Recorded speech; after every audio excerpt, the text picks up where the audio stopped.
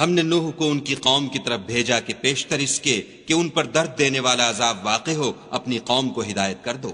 انہوں نے کہا کہ بھائیو، میں تم کو کھلے طور پر نصیحت کرتا ہوں کہ خدا کی عبادت کرو اور اس سے ڈرو اور میرا کہا مانو۔ وہ تمہارے گناہ بخش دے گا اور موت کے وقت مقرر تک تم کو مہلت عطا کرے گا۔ جب خدا کا مقرر کیا ہوا وقت آ جاتا ہے تو تاخیر نہیں ہوتی، کاش تم جانتے ہوتے۔ جب لوگوں نے نہ مانا تو نوح نے خدا سے عرض کی کہ پروردگار، میں اپنی قوم کو رات دن بلاتا رہا، لیکن میرے بلانے سے وہ اور زیادہ گریز کرتے رہے۔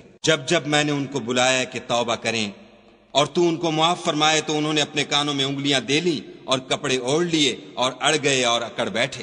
پھر میں ان کو کھلے طور پر بھی بلاتا رہا اور ظاہر اور پوشیدہ ہر طرح سمجھاتا رہا، اور کہا کہ اپنے پروردگار سے معافی مانگو کہ وہ بڑا معاف کرنے والا ہے۔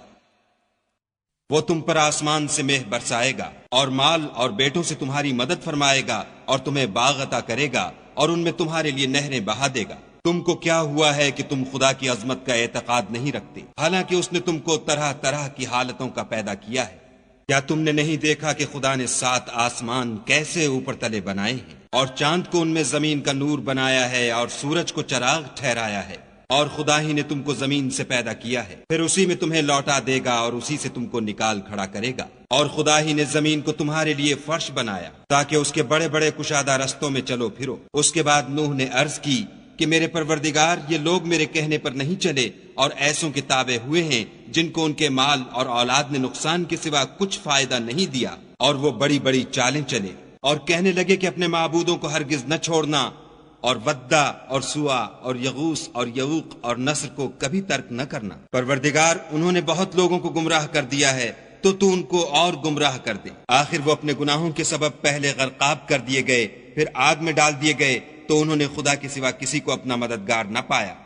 اور پھر نوح نے یہ دعا کی کہ میرے پروردگار، کسی کافر کو روئے زمین پر بستہ نہ رہنے دے۔